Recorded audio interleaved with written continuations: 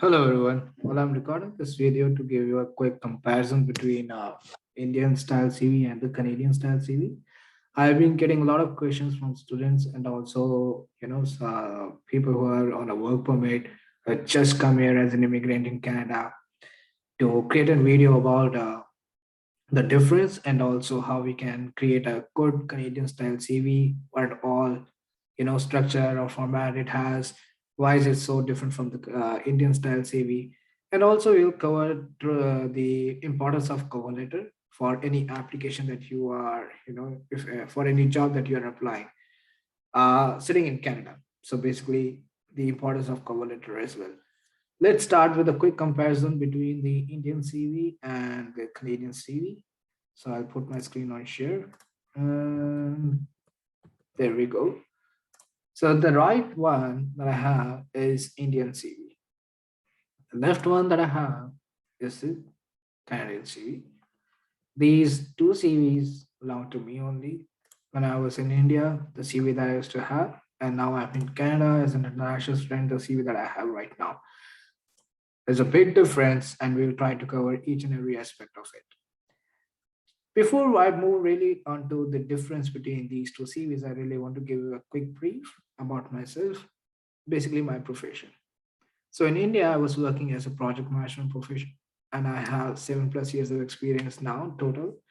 In Canada, I am here as an international student doing my Masters of Management program, which is the master's program equivalent to MBA, and I'm enrolled in a 2-year university program. Right now, since I'm an international student, I am working part time as well. So I have included that experience in my Canadian CV as well, and also the experience that I hold from India. Let's dig in. The header first. Aman Gathania, my name, my domain, project management or program management that I was holding back then. Data insights, since I was also working on Power BI and some analytics too. My certification and the catcher of the tool or the software that I was working. Now let's compare this header with the header that I have on the Canadian CV. Aman Gathania, my name, my certification, just one big certification that I have from the project management domain. This PMP is pretty much equivalent or it's sufficient enough to give a good understanding of the profession that I hold or the field that I have from different experiences. Now, this could be even a chartered accountant, not just PMP, it could be any field. Second difference that you will see in the structure in itself, the format.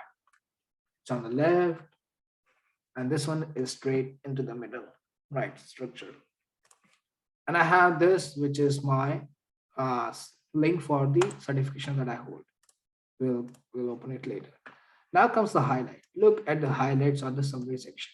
This pointers. I think these are 1, 2, 3, 4, 5, 6, 7, 8.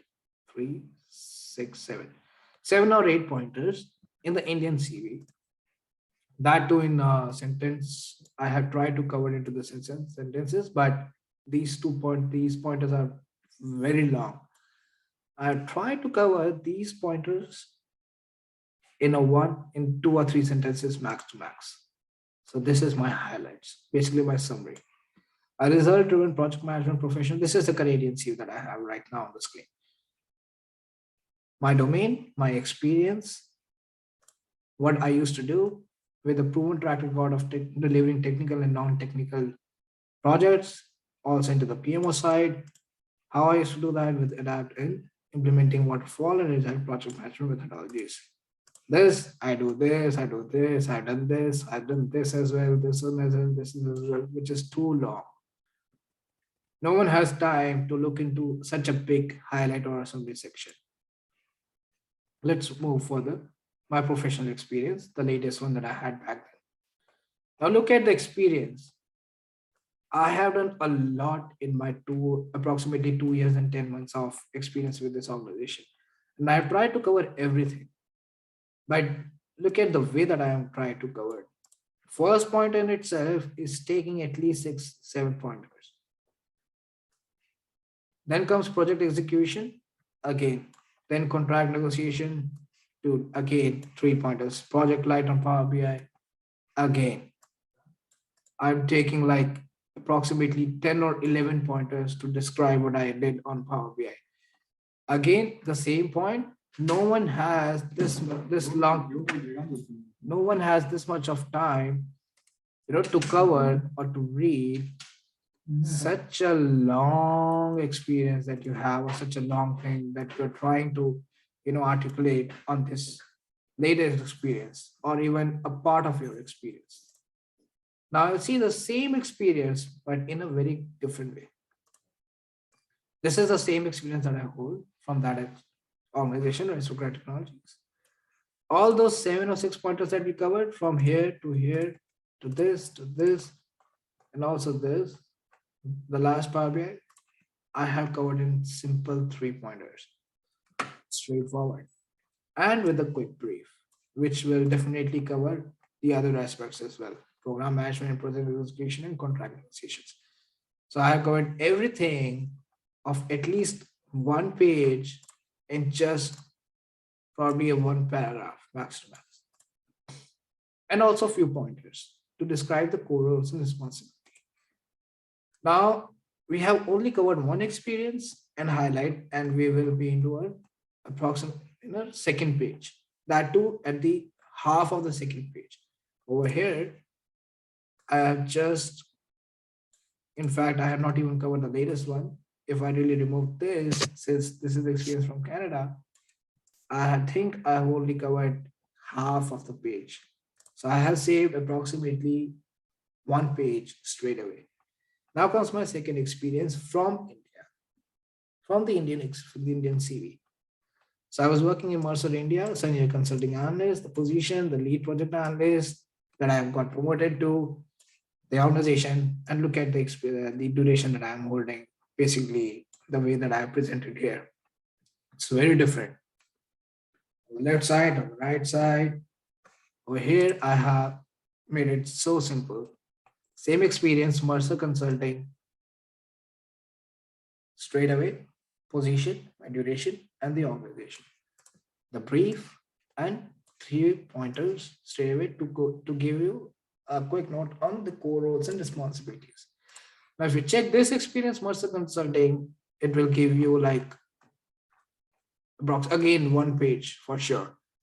From here, it goes to here. So it's approximately one page.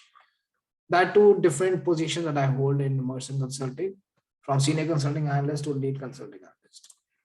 And I have covered those two positions in 2 years in just one quick, short, simplified paragraph.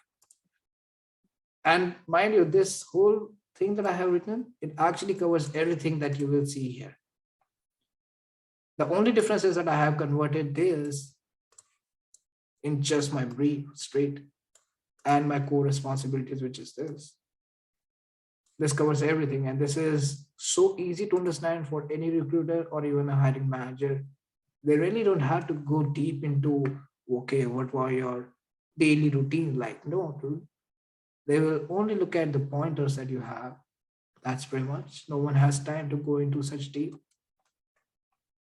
Now, my last experience. Again, I have covered this, which is like a half a page again. Over here, I have converted that straight one single sentence.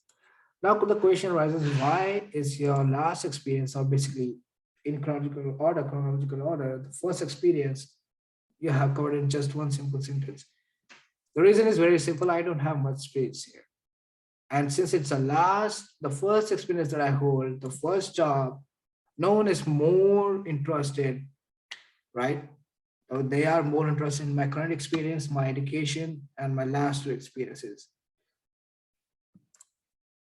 And this is the least significant experience that I have. That is also the reason that I have not given much space to it. Just one line, that's pretty much. Now, my skill set. Look at the way that I have presented it: technical skills and knowledge, domain experience, industry experience, cloud experience, technical. No one really has time to go in deep and everything. You have to be so precise, put it in a way that is so reflecting to your job, to your field. Since my field is project management, I don't have to rush and cover the bushes, rush around the bush, straight away hit that I have done this. My skill set in project management is this. How I did it with certain tools, which is Jira, SAP, MS Project, SharePoint, Visual, Excel, MSBI, and SQL. Here I've tried to mention everything, but I'm not covering the main point that I have, which is my project management experience.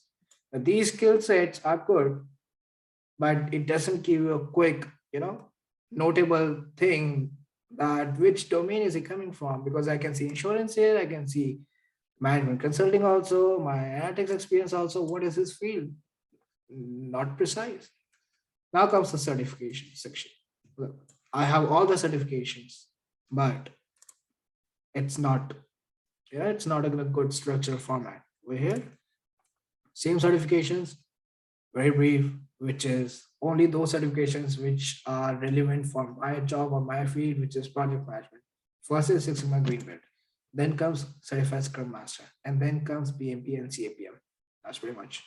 No one is interested to go into the trainings that you had. Mention only those certifications, in my opinion, which are related to your job field. If your job or if your field is software development or software engineer, mention only those certifications. If your domain is project management, only those certifications which give the relevancy of your project management experience. Now I mentioned all the projects that I did. Now try to cover these whole 5 pages and look from the perspective of a hiring manager or recruiter. They really don't have time to go into the deep of all the projects that you have covered or did in your past experience. What you can do is straight away mention a link which will be your LinkedIn profile. This, my LinkedIn profile. You browse through the link and you will see all my projects, what I did and all. So I really don't have to cover those in my CV because I have just mentioned a link here. That has saved me a good 1.5 page. Since I also have a website or a domain of myself, of my own, I have mentioned the link as well. My own portfolio or my own website straight. I really don't have to mention those experiences or those projects that I did, long stories. No. All these 5 pages are now covered in just one single page. Look, structure. First comes my name, basic details, all the links, highlights, income skill set, education, work experience, and certifications. I have saved 4 pages. And it's not that I have excluded many important things. I have just tried to convert those, articulate those in a very crisp format, which is more readable and more understandable, and which has a more relevancy to my experience, which is product management experience. This is the difference between the Canadian style CV and the Indian style CV that I have observed in my 10 months of experience as an international student. You go with this CV that I have shared right now on the screen, which is visible on the screen, you're pretty much good. You can alter it according to the field that you have, the job that you have. It could be software development, it could be project management, it could be even a dentist or maybe a chartered accountant. The logic is still the same, or the structure is still the same. The last point I really want to cover in this video is about cover letter. When you move to Canada, you will see many applicants or many experienced holder. They will give a suggestion that whenever you're trying to apply or whenever you apply on the career section, always include a cover letter. But what exactly is a cover letter? A cover letter is a document or a portable document that we attach in our profile when we are applying on the career section, which gives the reason why I'm applying this, what all reasons that I have to apply for this, and why I'm a suitable candidate to apply for this. That's it. That's not a CV. Mind you, your cover letter is never your CV. Your cover letter is the justification of why you're applying for that position, what makes you a good candidate for that position. And that's pretty much basically your crisp, short message to someone who has not opened your CV, but is only trying to look into your cover letter and judge your profile without even looking at your CV. That's the importance of the cover letter. And you will see here in every organization you apply, you will always see that there will be a separate section called cover letter or even official transcripts. If you're an international student, you're looking for an internship, there will be a separate section called official or unofficial transcripts or other documents, which will be your reference letters. You won't see those things in the Indian career section, or if you go and apply into the Indian websites, you won't see those sections. 80% of the times, from my own experience, I didn't see any separate section to include my cover letter. Only few organizations are there which do give you that opportunity to attach a cover letter. But in Canada, almost all the organizations give you that opportunity to attach a cover letter along with your CV. And if you're an international student, do include your official or unofficial transcripts. Now let's cover cover letter, basically the format or structure. So I'll open my cover letter that I have. This is my cover letter. I started with this format, my name, basic details, why I'm applying this straight away, first paragraph, the reason, second paragraph, all the experiences just summarized in one single paragraph, and then closing the cover letter by saying that I'm a fine leader and this is a skill set, and I'll be more than happy to connect with you. And this is his number. And that's pretty much not taking much of your time. Even if you don't look into my CV, and if you just have a quick look at my cover letter, you will be able to judge that I'm coming from project management domain. And these are the experiences that I have. So it's a shortcut to your application without even looking at the CV. So in this video, we have covered the Indian CV, the Canadian CV, the format, the differences, and also the cover letter. Thank you very much. Bye-bye.